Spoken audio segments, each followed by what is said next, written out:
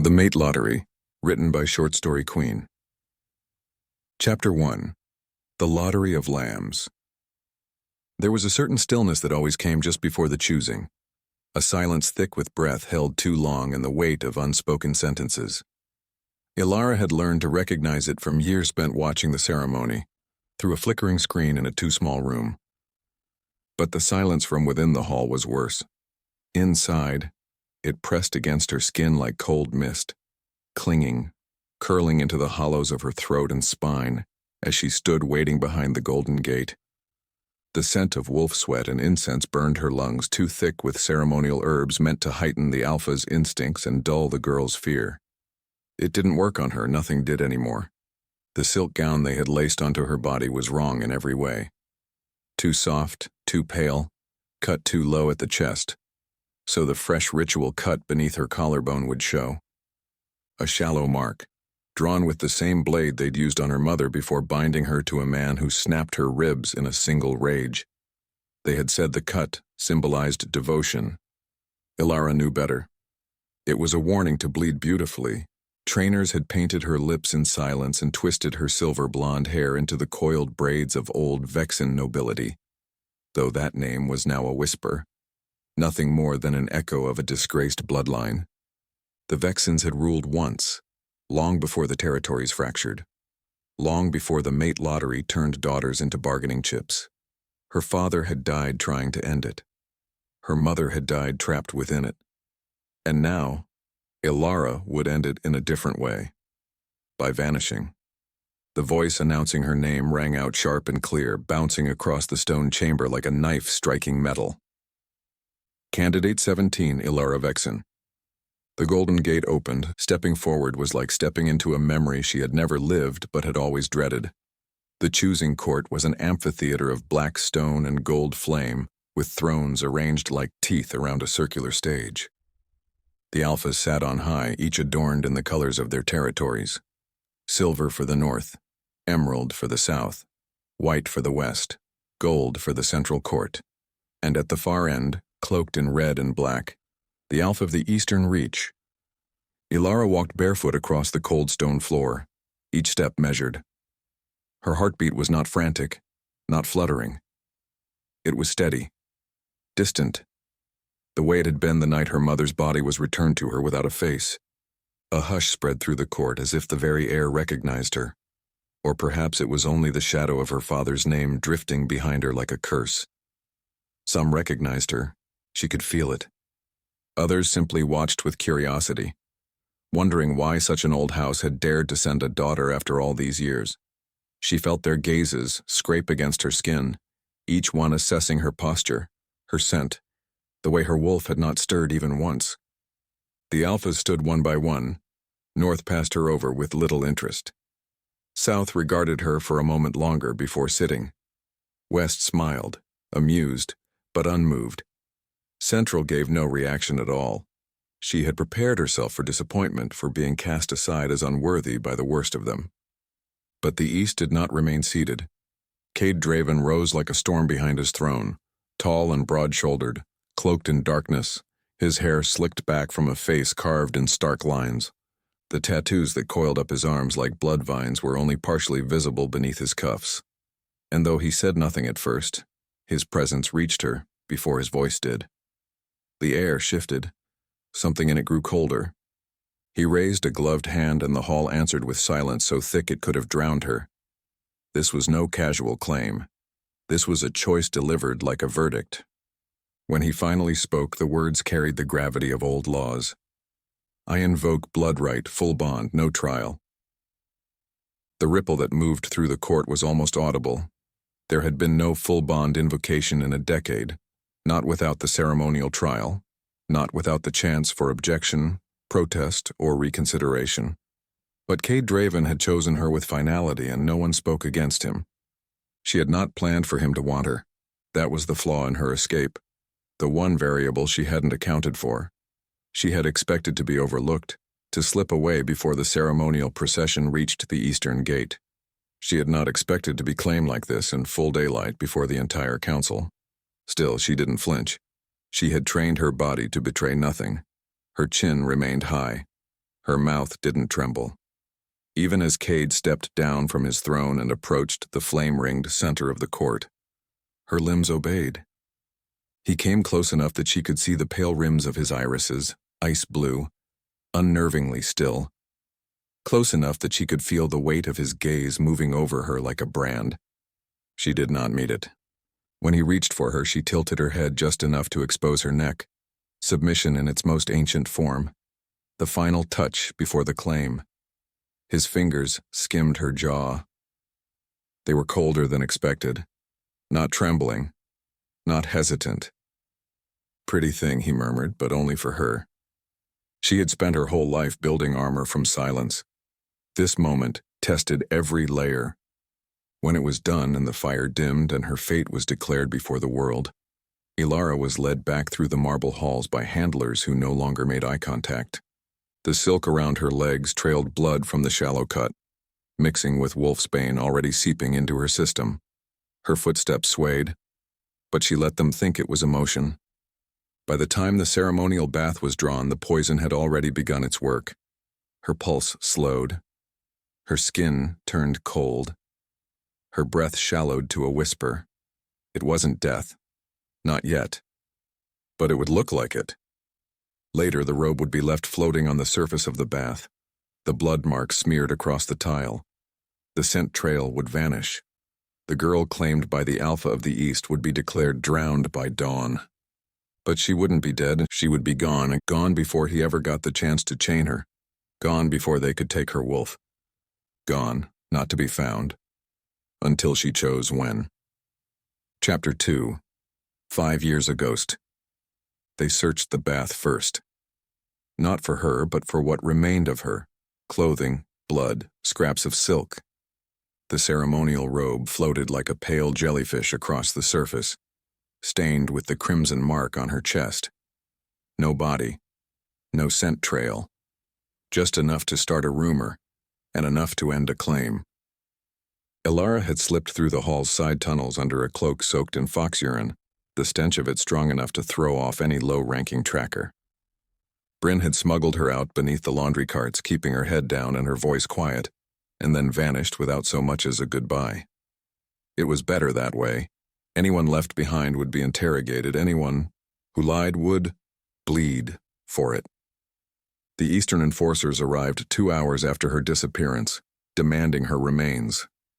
They received only the robe and the ceremonial knife.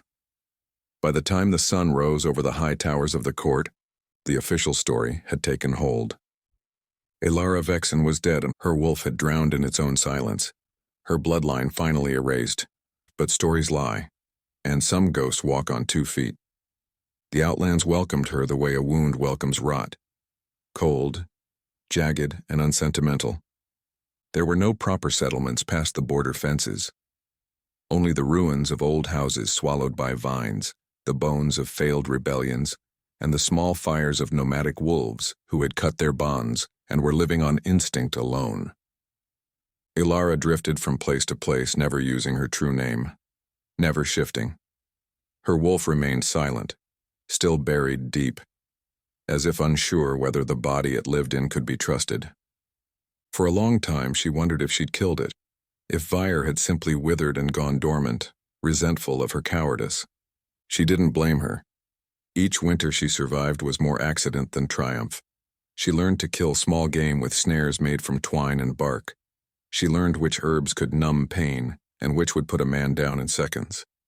She traded stolen honey and bloodroot for dry meat and scraps of fabric in the wandering camps, always silent, always watching. Her eyes lost their softness. Her hands grew rough. The girl who had once stood in silk and gold before the Alphas was buried in the mud somewhere west of the border. The woman who remained wore boots patched with wire, a dagger tucked into her braid, and a voice she rarely used. And when she smiled, if she ever did, it was usually followed by someone else's bad luck. No one knew her past. No one asked. In the Outlands, names were traded like cigarettes, and truths were only told in the dying moments of a knife fight. She stayed alive because she was quiet, fast, and forgettable. She hunted alone. She shared nothing. She slept with her back to stone. And still the world found her, It happened just before dusk on a winter evening, 5 years after her vanishing. The sky was copper. The air cracked with cold. She had been tracking a wounded hare through a frost-covered ravine when the first sound came. A snap, quick and sharp, not from the animal, from boots. 3 of them. Enforcers, Eastern. Their insignia, black wolves over red sunbursts, gave them away, even in the low light. Elara dropped to her knees behind a fallen tree, heart slowing as it always did before violence. Her breath calmed. Her instincts sharpened. Her hand went to the hilt of her blade, fingers brushing the worn leather. She could outrun one. Maybe even 2.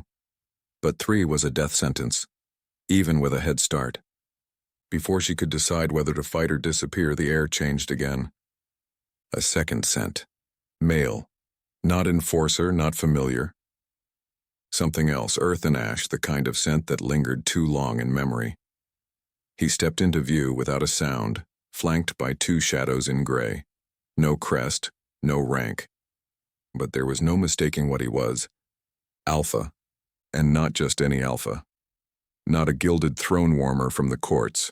Not a warlord like Cade. Not a soft politician from the Central House. This one was built like a decision you couldn't take back. Broad shoulders, arms thick with old scars, black hair tied loosely at the neck, and a voice that didn't need to rise to command. Darian Blackthorn.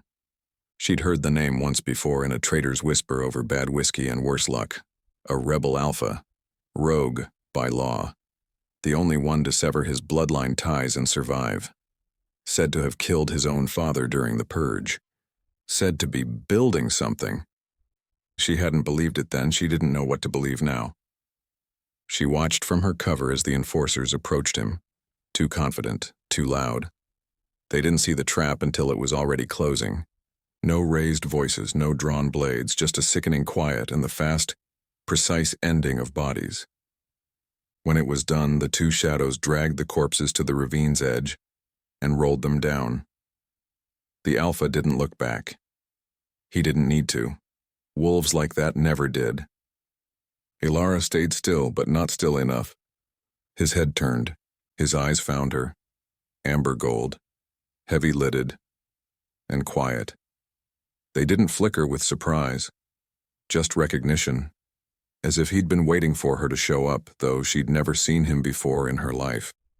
She didn't run, she didn't speak, she just stood slowly, hands away from her weapon, spine straight, breath shallow.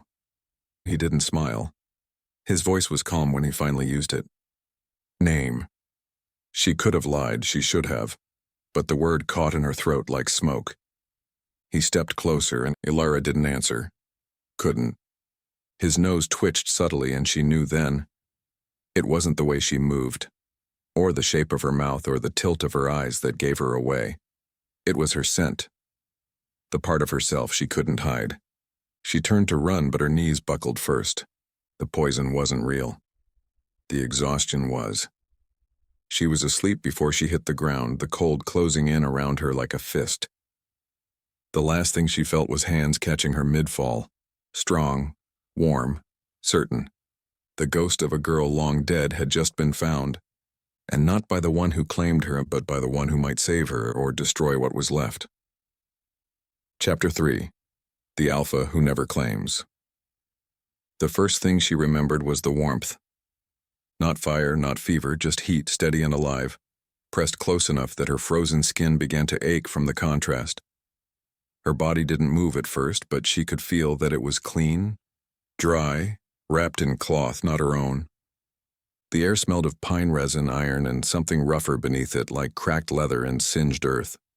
The scent was unfamiliar, male, alpha, not Cade. That realization alone nearly pulled her straight into panic, but she kept her breath measured, her face still. Pretending to sleep had saved her life more than once. It gave her time to listen.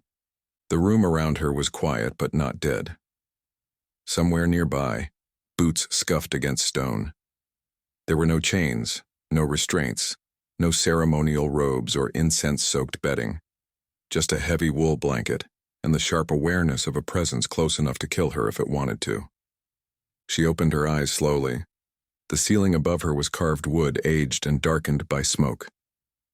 The walls were stone, windowless, but not bare, lined with books, maps, weapons, and gear. Everything was utilitarian. Lived in. This was not a prison, it was a war room disguised as a den. And there he was. Darian Blackthorne sat at a nearby table, turned halfway toward her, his eyes already watching. Not with hunger, not even curiosity. Just the steady, assessing gaze of a man used to making decisions that didn't leave room for emotion. He looked different in the low light, taller than she remembered, his arms crossed loosely, the scar across his jaw more shadow than wound. His black hair had fallen from its tie, loose across one shoulder, and his hands, scarred, ringless, powerful, were bare. She didn't sit up. She didn't speak. She only blinked once, slowly, and let him know she was awake. He didn't move for a long moment. Then, without breaking eye contact, he poured a second cup of something steaming from the kettle beside him and placed it on the table closest to her. An offering, not a test, not a trick. She sat up carefully. Every muscle in her body felt used but not broken. Her wolf remained silent, perhaps confused by the stillness, perhaps cautious, waiting to see what this was. Fire had not stirred since the night of her escape, and even now there was only a distant hum in her blood, like a door half closed. The cup was within reach. She ignored it. He finally spoke, voice low, rough, with no pretense of courtesy. They were tracking you. He didn't need to say who. Eastern enforcers. Cade's loyal hounds. She'd recognized their marks the second she'd smelled them, even through the frost. She gave no response, only lowered her gaze to the cup again. The scent was unfamiliar. Herbs she didn't recognize. She didn't trust it. She didn't trust him. But the tension in her shoulders didn't spike. Not yet. He leaned back slightly, not in relaxation, but to study her from a different angle. You've been dead 5 years, he said. People don't usually survive that kind of story. Still, she said nothing. Her silence wasn't stubborn. It was discipline. Words, especially careless ones, made things real too quickly.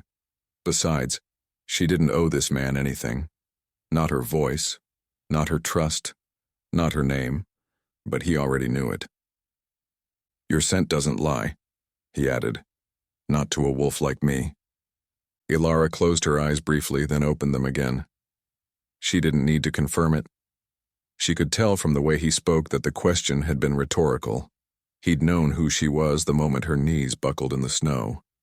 Maybe even before that. Still, he didn't ask anything more of her, he didn't press.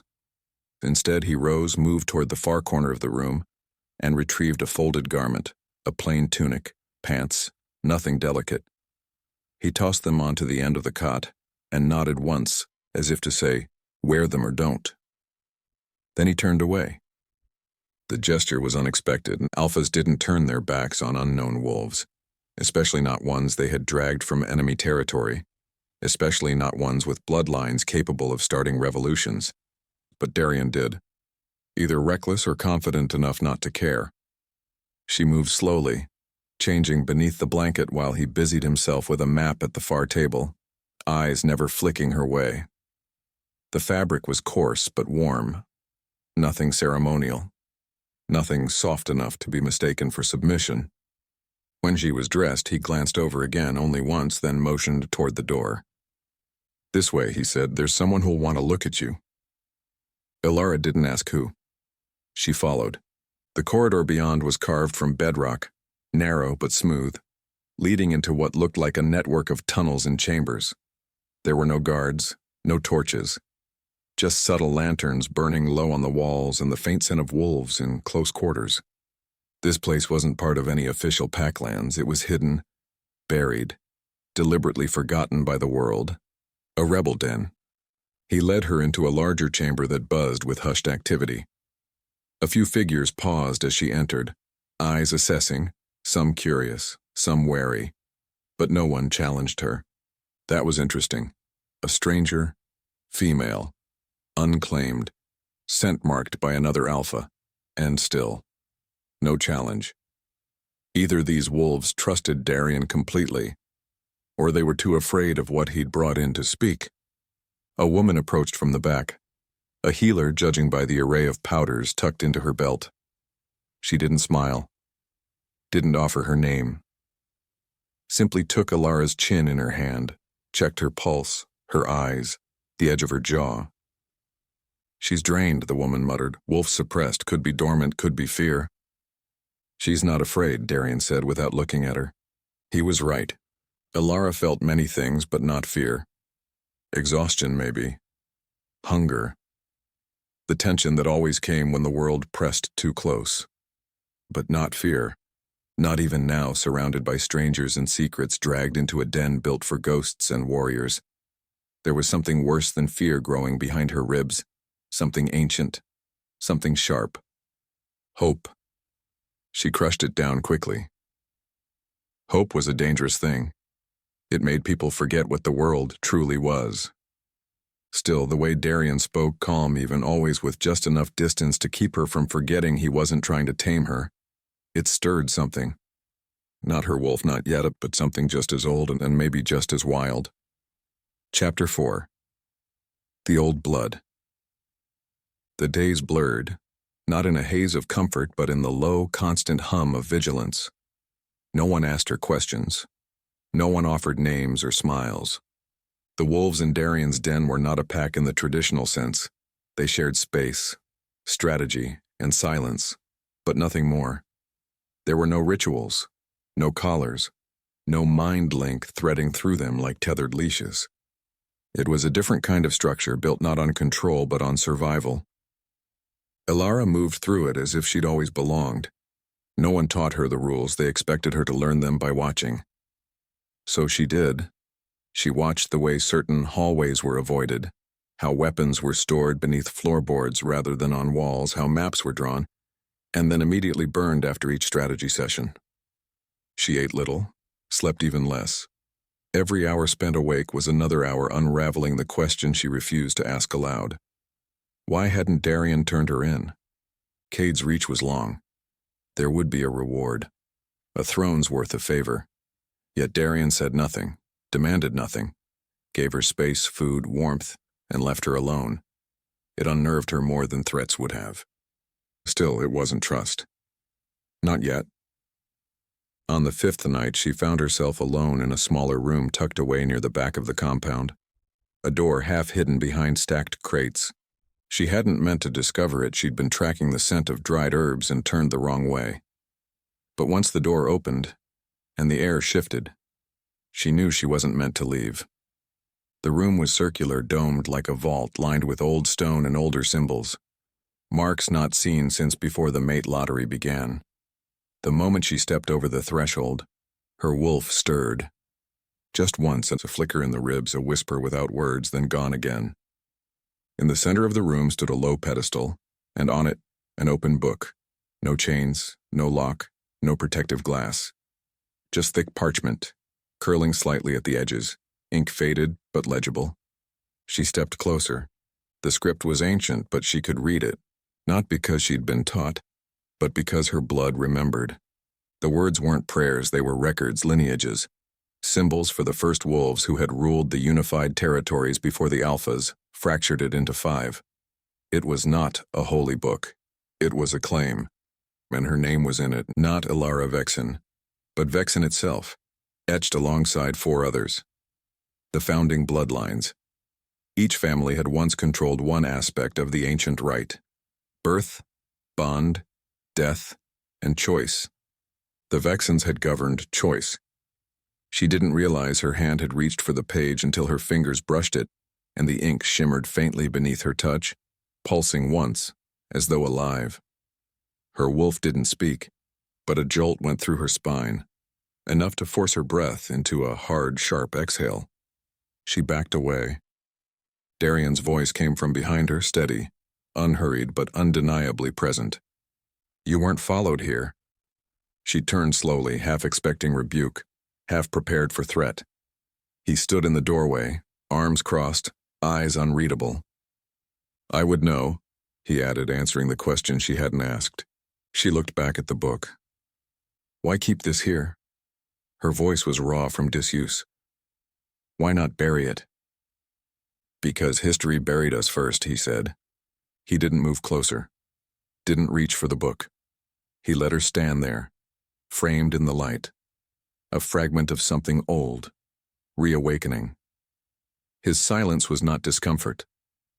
It was strategy. He knew exactly what he was letting her see, and exactly when to show it. She wanted to demand more than cryptic half-truths and unspoken recognitions. But anger wouldn't serve her. Not here. Not yet. Instead, she spoke without turning.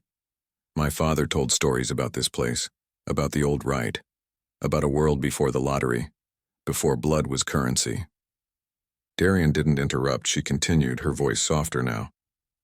He said our blood could unbind claims, that it was why they hunted us down, why my mother. Her breath hitched, not from emotion, but from the weight of remembering what had been erased. You think he was wrong? Darian asked. She finally looked at him. I think if he was right, he died for it. And if he was wrong, then he died for nothing.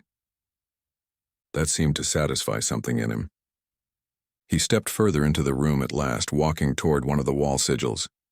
He touched it with the back of his knuckles, not reverently, but like a man confirming a weapon's edge.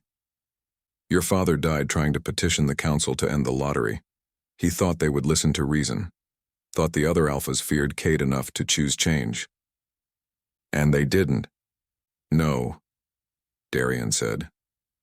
They watched him burn and sent your mother to the wolves. A beat of silence passed between them.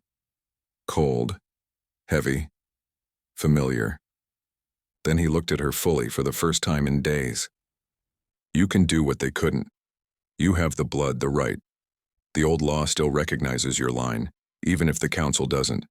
If you perform the Lupin right, the mate lottery dies with it. Every forced bond breaks. Every claim nullifies. Elara felt something tighten behind her ribs, a crack thin but unmistakable. They'll kill me before I reach the court, she said. Not if you reach it with an army. She stared at him. Not as a woman, not as a wolf, but as something else. A variable he couldn't control. And what do you want in return, she asked. He didn't answer. Not because he had nothing to say, but because he knew the silence would make her ask again. She didn't, not yet. Instead, she looked back at the book, at the names, at the mark of her house, nearly faded from the page, waiting to be rewritten. Vire stirred again, faint but present, not with words, but with hunger. Chapter 5. Wolves in heat. The wolf didn't speak in words, it never had. Not even when she was a girl, dreaming of teeth and blood under moonlight, had Vire given her full sentences. Only instincts. Only pulses of heat behind her sternum when something felt wrong, and the low, quiet silence when something was right. Now, for the first time in 5 years, that silence had broken. It came in the middle of the night. No visions, no dreams. Just the feeling of pressure uncoiling in her gut like a muscle she hadn't used in too long. Tight, unfamiliar, aching to move. Elara lay awake in the cot the rebels had given her, eyes open, fixed to the ceiling while the sensation crawled up her spine.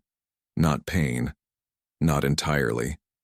More like a warning, or a summons. Vire wasn't speaking, but she was pacing inside her. Slow. Alert. Hungry. Elara rolled from the bed without sound, her bare feet silent on the stone.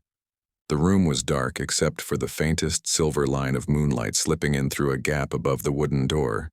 She didn't light a lantern. Light would only make it worse. She needed cold, she needed space. The corridors were empty at this hour. Most of the den slept in rotating shifts, but this section, Darian's wing, as it had been explained to her, was quieter than the rest. She hadn't yet decided whether that was by design or accident. Either way, she didn't mind. The tunnels led her back toward the training hall. a space she'd only seen once in passing, when Riven and another rebel had been sparring beneath the old chandeliers. The room was large, open, windowless, perfect for what it had been built for. Practice, combat, release. Tonight it smelled like steel, sweat, and something else. Her skin prickled before she even entered, and he was already there. Darian stood at the far end of the hall, shirtless and skin damp with the heat of exertion, fists wrapped and dusted in dried blood. Not his own. A practice dummy lay shredded to splinters beside him. A blade glinted at the edge of the mat. He had not seen her yet. Or maybe he had, and simply hadn't acknowledged it. Elara stayed in the doorway watching. He moved like someone trying not to be watched. Every motion efficient, controlled. None of the exaggerated grace she'd seen in court alphas who fought like dancers for attention. Darian fought like it was the only thing that still made sense to him. And then, without turning, he spoke. "You're awake." She didn't answer. He didn't expect her to. He turned his head slightly, just enough for the curve of his jaw to catch the light. "You should be resting." She stepped into the room. Not to challenge, not to retreat, just to move. Her wolf had gone silent again, but her body hadn't. Her pulse thudded low behind her ribs, steady but restless. The air between them felt heavier than it had hours ago. Different. She reached the edge of the training mat and stood there, arms at her sides. He didn't offer her a weapon. He didn't ask what she wanted. He simply waited. She stepped onto the mat and let the silence answer for her. The first strike came without warning, not from her, from him. A fast lunge, controlled but real. Testing, not meant to injure, but not gentle either. She blocked, spun, slipped past his reach, and again. A second strike, slower, measured. Their bodies closed the distance in seconds, and for the first time, she felt the heat of him. Salt and pine, sweat and something else. Not pheromones, not scent. Just him. The weight of his presence against hers. Their arms locked. Muscles straining. She felt her breath catch. Not from the effort, but from the contact. It had been years since anyone had touched her without trying to take something. Darian's grip was firm, but he didn't pull her down, didn't pin her. When she pushed back, he let her move. When she circled, he followed. They moved in silence, predator to predator, neither one leading. She could feel it, the electricity threading beneath their skin, not the false shimmer of bond heat, but something darker, something earned. Their bodies collided again, harder this time. She fell, caught herself on one hand, rolled. He came down to match her, not as an attacker, but as a mirror. When she rose, panting softly, his hand brushed her wrist. Barely. Her breath hitched. His jaw tensed, eyes narrowing, not with annoyance but restraint. Fire shifted inside her like smoke, restless and rising. She felt it in the base of her spine, in the strange stillness between them. The air between their mouths, too thin. The cold of the den no longer reaching her. Then, just once, his hand rose, not to touch, just close. A motion made and aborted in the same breath. He stepped back. It wasn't rejection, it was caution, and it made her want to burn. Darian turned away, reaching for a towel, wiping the sweat from his face like the moment hadn't happened. But his movements were slower now. Measured. His shoulders were rigid. His voice, when it came, was low and raw. "There's no bond between us." It wasn't a question or a reassurance. It was a fact that made something coil tighter in her chest. Not out of longing, but out of frustration. Because it meant everything that passed between them, this strange heat, this tension, was real, unforced, dangerous. She didn't answer. She walked past him toward the exit, her pulse steady again. But as she passed, she let her hand brush his. Accidentally, on purpose. He didn't flinch, and neither of them spoke about the way it felt.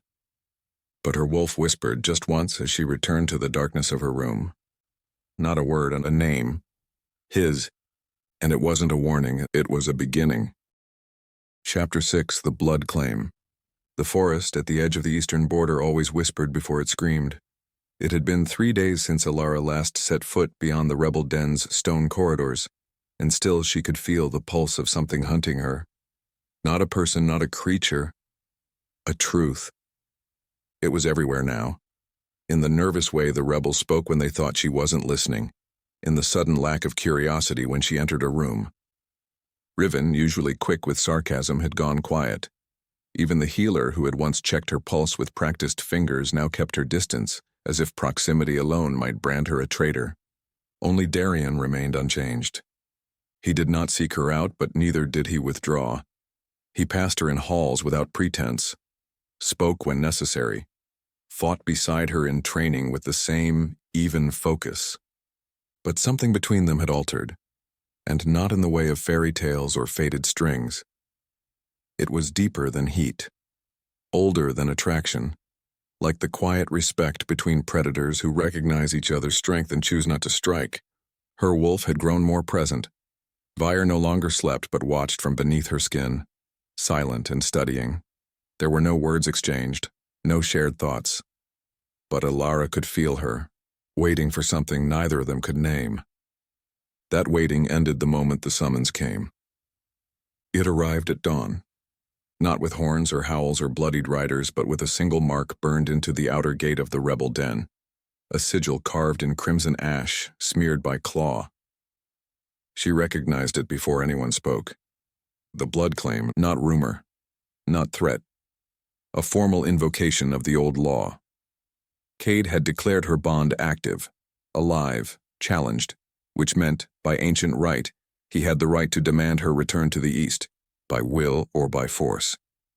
The act was ceremonial, but its consequences were not. Once the blood claim was invoked, the countdown began. 7 days. That was the rule. She could surrender, fight, or sever the bond through death, or a counter-right. But silence was not an option. To do nothing was to be taken. The rebel hall went cold. Even Darian, when he saw the mark, paused. Not in fear. In calculation. Elara watched him from across the room as the others fell into hushed strategy. Maps brought out, guards doubled, side passages sealed. But Darian didn't move toward the commotion. He moved toward her.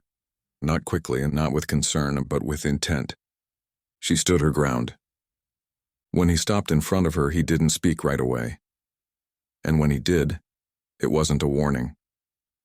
"You'll need to choose," he said, voice low and steady, as if the words themselves might tip the balance.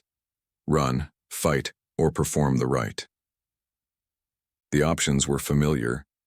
She'd lived her entire life choosing between them. Her mother had run. Her father had fought. Both had died. The right had never been possible before, not until now.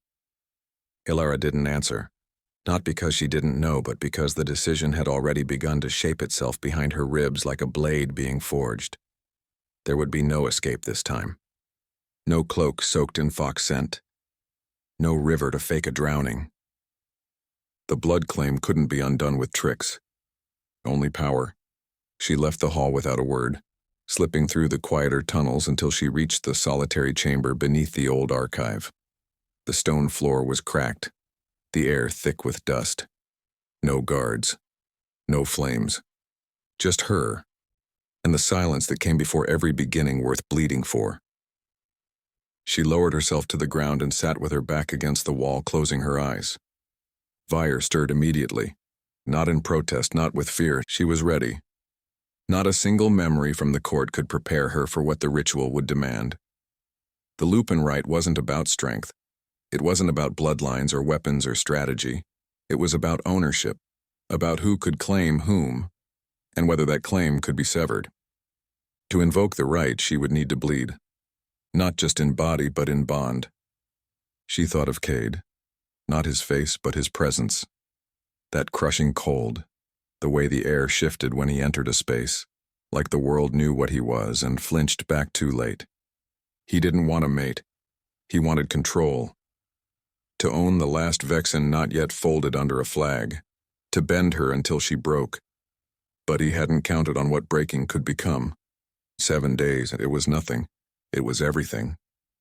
She rose, slow but certain, and walked back into the war room.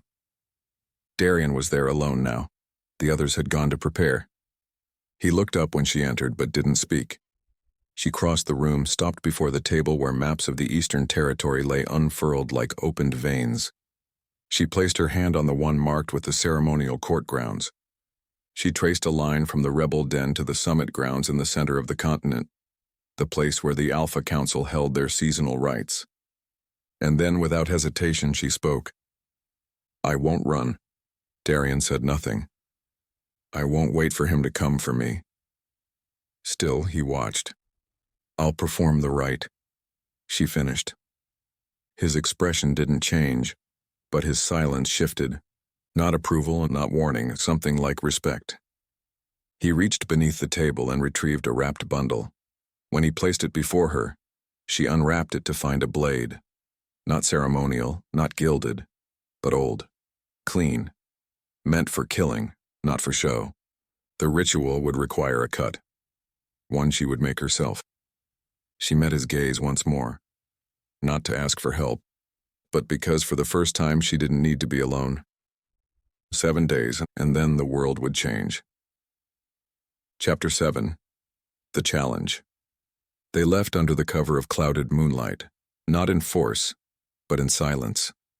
No banners, no declarations, no lines of soldiers trailing behind. Just a small convoy of cloaked figures winding through the old forest paths. Ghosts in the branches following trails that hadn't been used in years. Elara rode at the center, hidden beneath layers of rough wool, the hilt of the ritual blade pressing into the small of her back like a second spine. It had been 6 days since the blood claim, and every mile closer to the summit ground made her blood feel heavier. The wolf inside her stayed quiet. Fire wasn't pacing anymore.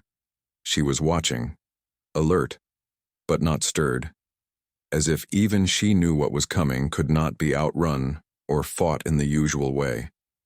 The ritual would not be a clash of teeth and strength.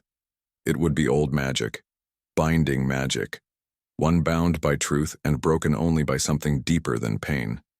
By the time they reached the outer ridge, the trees had begun to thin, and the scent of the court's high fires reached them on the wind. The air burned with oil, pine, and the metallic smoke of ceremonial incense. It clung to Elara's skin before she stepped into its reach, as though it had already begun trying to erase her scent with its own. Darian didn't speak as they dismounted. He didn't need to. His presence beside her remained steady, unflinching, not protective, not possessive, simply present.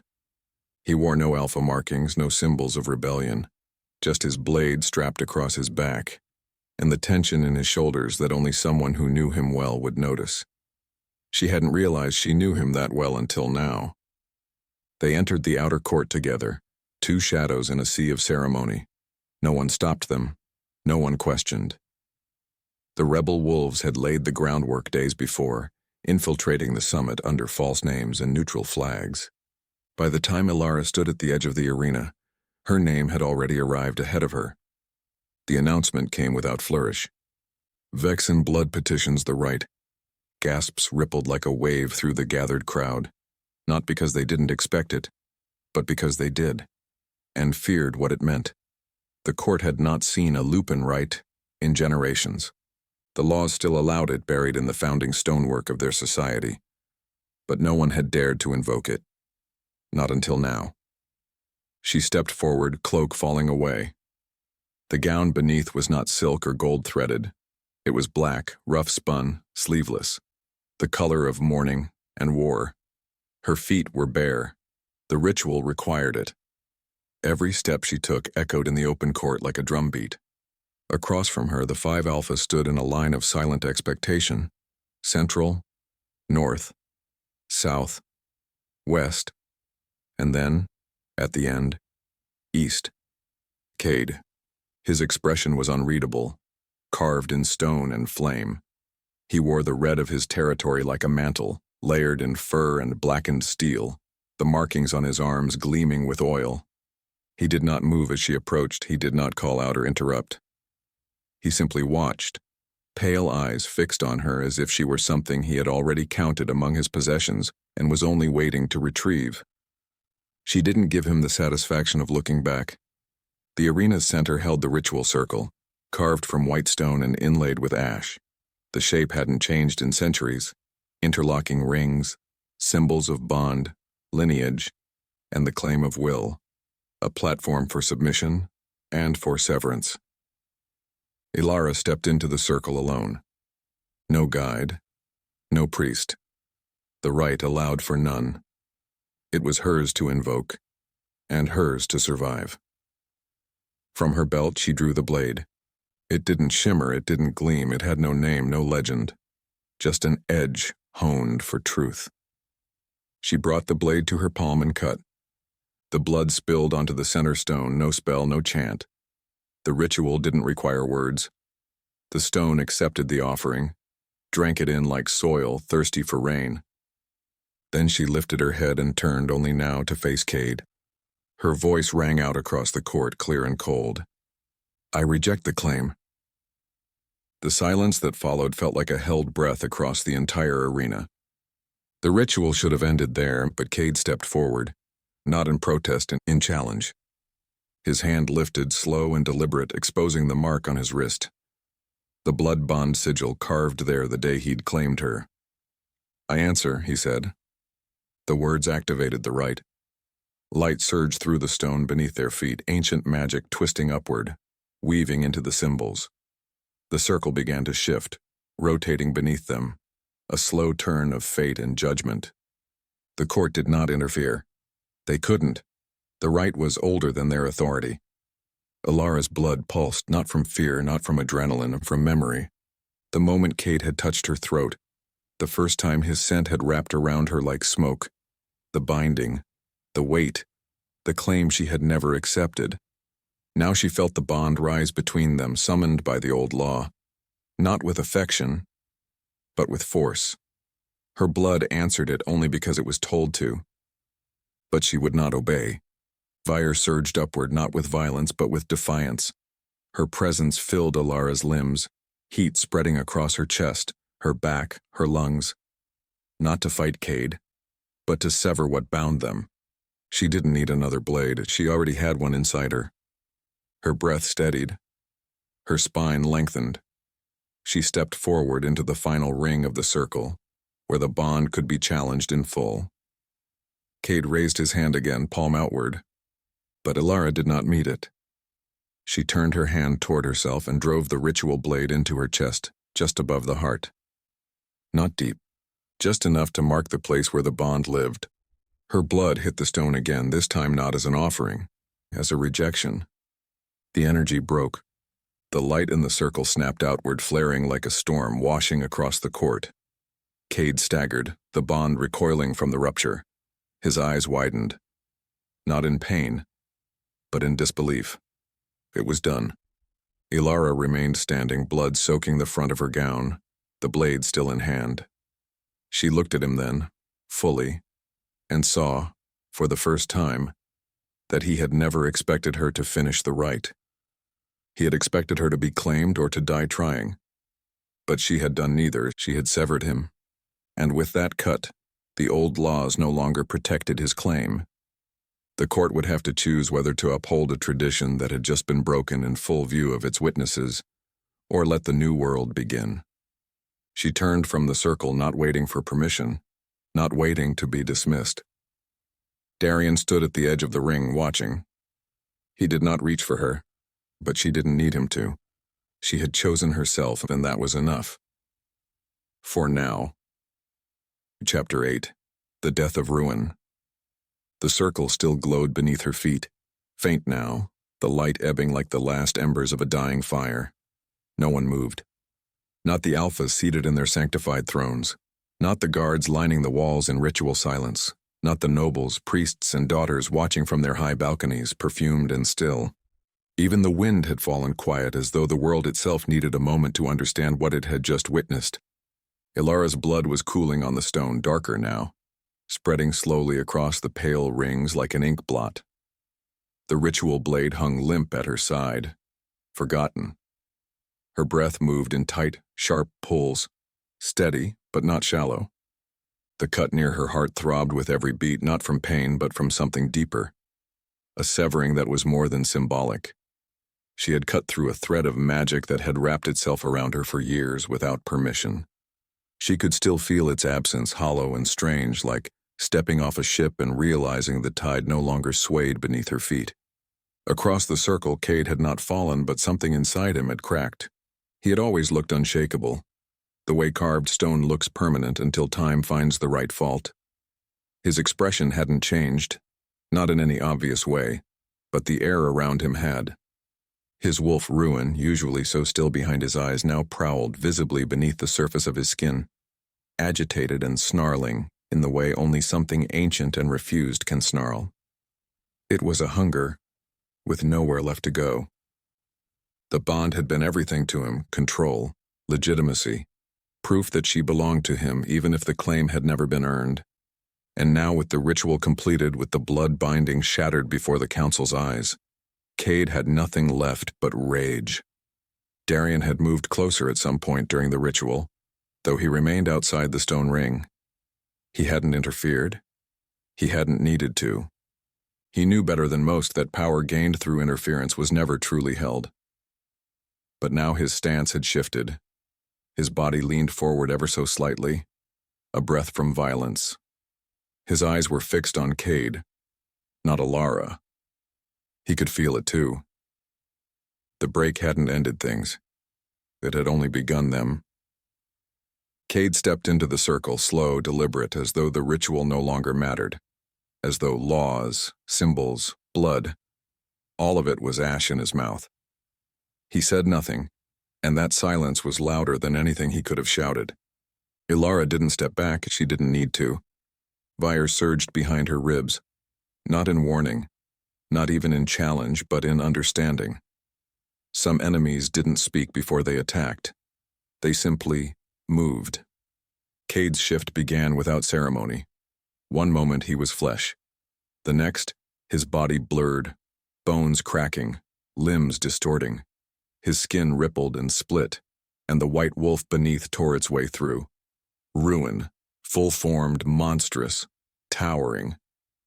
His fur was pale as deathbone, thick and gleaming, and his eyes burned the unnatural red of wolves who had once dipped too far into blood magic and had never fully come back.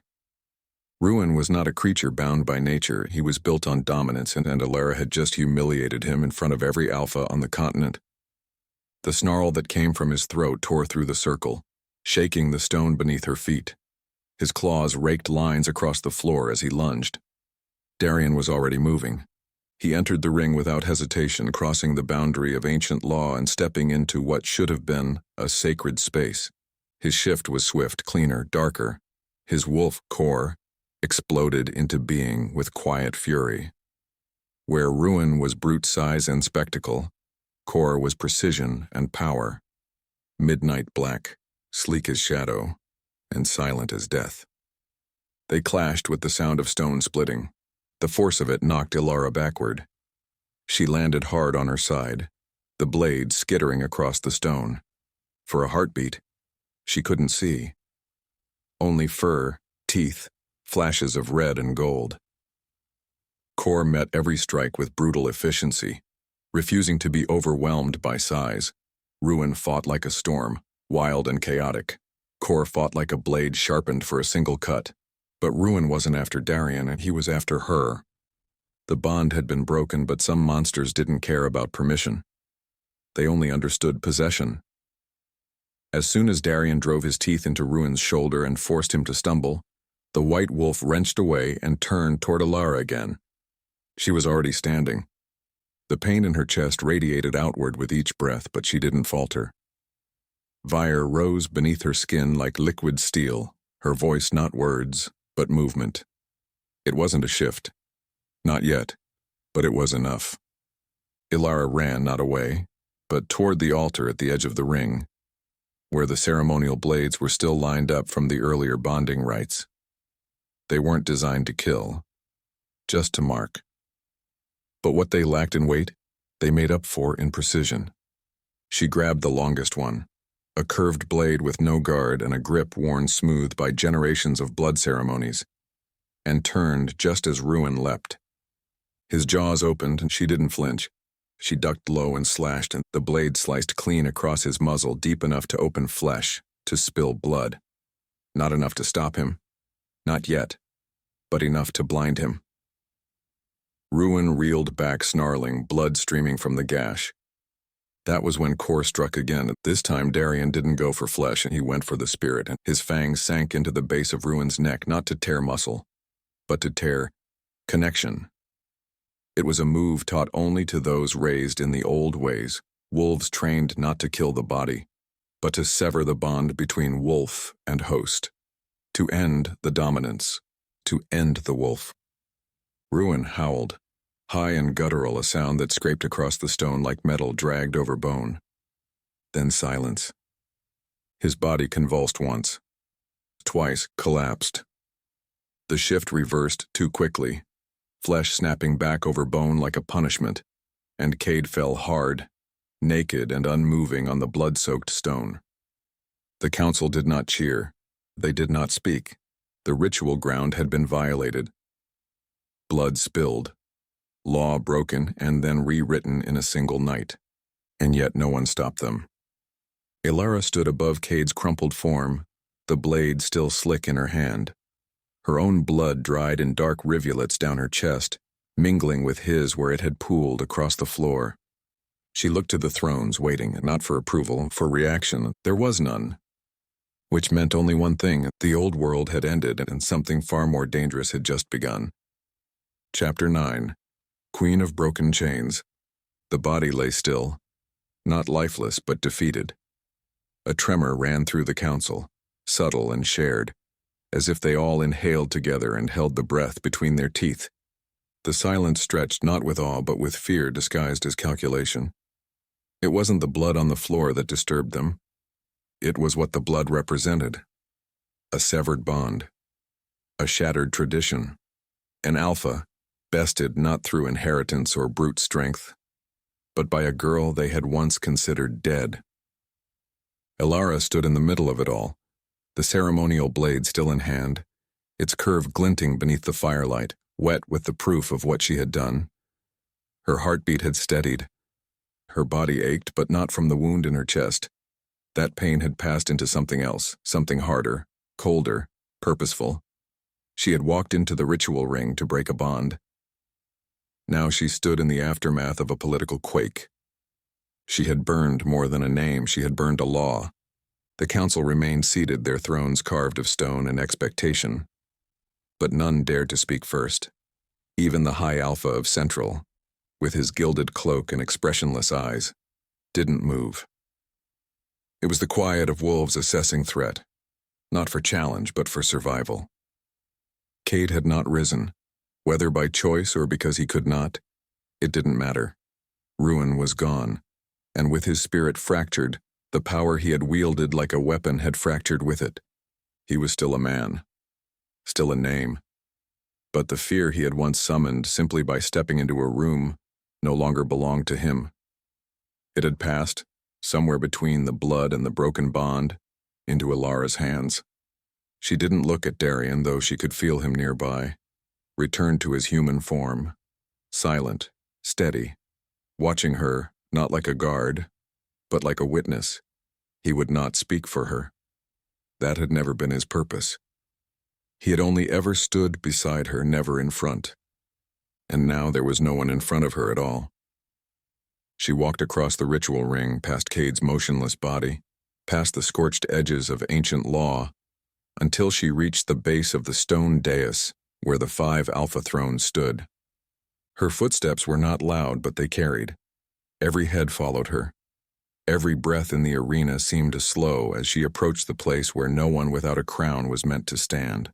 But she didn't stop at the base, she climbed. No one moved to stop her. Each step was deliberate, weighted not with hesitation but with memory. She had once walked toward a throne with a death sentence hanging over her. This time, the chains were gone. This time, she wasn't a candidate. She was a choice made flesh. At the top, the high alpha of Central leaned forward as if to say something, but Elara raised a hand, not for silence, not for dominance, but for warning. A gesture rooted not in bloodline, but in command. His lips parted, then closed again. She turned to face the court. Not just the 5 territories, but the watching world. The lesser alphas, the diplomats, the daughters veiled in lace, the bonded mates in silk, the guards with hands on blades they hadn't dared to draw. Her voice didn't rise. It didn't need to. "The right is done," she said. "The bond is broken. The claim is void." No one argued it. She could have stopped there. She didn't. She turned slowly to face the gathered leaders, the ones who had let it happen, who had let a system built on subjugation become sacred, who had bartered girls for peace and called it law. "You all allowed it," she said. "You let power mask itself as tradition. You stood behind ritual and silence and watched as wolves were chained in plain view. I broke one bond, but how many others are still held by force, not will?" A ripple moved through the crowd, unease threading between pride and posture. She took another step forward. "I am not here to request change. I am not here to plead for reform." She held the blade higher, its point angled down, ready to fall. "I am here to end it." With a clean motion, she dropped the blade to the stone floor. The sound echoed like a bell. Clear. Final. "I dissolve the mate lottery," she said. "From this moment forward, no alpha will choose by bloodline, by bond, or by ancient right. Mates will be chosen by will, by mutual vow, or not at all." One of the Western delegates stood sharply, his robe swaying with the sudden motion, his mouth already open with protest. But Darian stepped forward at the edge of the circle, his posture loose but eyes locked. The delegate hesitated, sat back down. Elara didn't wait for applause. There was none.